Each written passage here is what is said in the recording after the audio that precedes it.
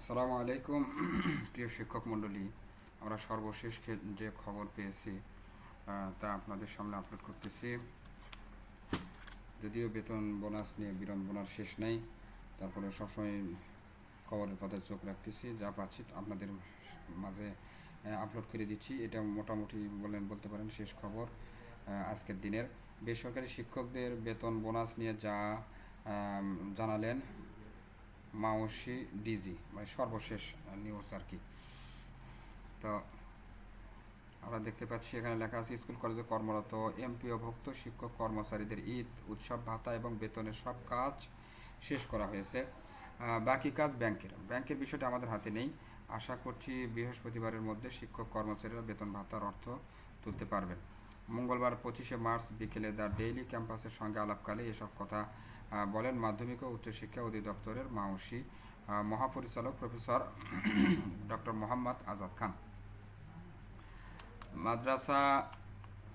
মাদ্রাসার শিক্ষক কর্মচারীরা ঈদের আগে মার্চের বেতন পাচ্ছেন, অথচ স্কুল কলেজের শিক্ষক কর্মচারীরা এখনও ফেব্রুয়ারি মাসের বেতন পাননি। বেতন নিয়ে বিড়ম্বনা কবে কমবে, এমন প্রশ্নের জবাবে প্রফেসর ডক্টর মোহাম্মদ আজাদ খান বলেন, 4 লাখ শিক্ষক কর্মচারীর বেতন অনলাইনে দেওয়া খুব সহজ বিষয় না। অনেকের তথ্যগত ভুল রয়েছে, তবুও মানবিক বিবেচনায় তাদের বেতন দেওয়া হচ্ছে। নতুন একটি বিষয় বাস্তবায়ন করতে নানা সমস্যা হয়, সব সমস্যার সমাধান করে বেতন দেওয়ার কাজ চলছে। তিনি আরও বলেন, আমরা আমাদের কাজ শেষ করেছি, শিক্ষা মন্ত্রণালয় অনুমোদনও দিয়েছে, বাকি কাজ অর্থ মন্ত্রণালয় এবং ব্যাংকের। তাদের বিষয়গুলো নিয়ে আমরা বক্তব্য দিতে পারি না। কবে ব্যাংকে টাকা পাঠানো হবে সেটি চিফ অ্যাকাউন্টস অফিস ভালো বলতে পারবে।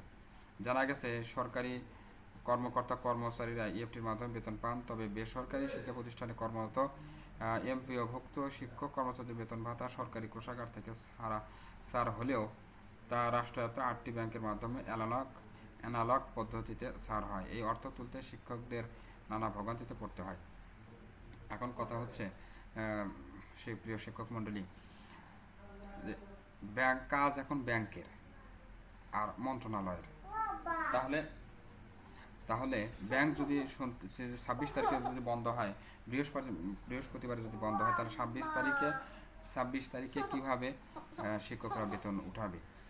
তো এটা ছিল সর্বশেষ খবর। দুনিয়ার ঝামেলা অশান্তির মধ্যে শিক্ষক কর্মচারীরা, কী আর বলবো, বলার কিছু নেই। ভাগ্যে যা আছে তা কেউ নেবে না। তো প্রিয় শিক্ষক মণ্ডলী, আজকের মতো এখানেই শেষ করতেছি। আসসালামু আলাইকুম রহমতুল্লাহ।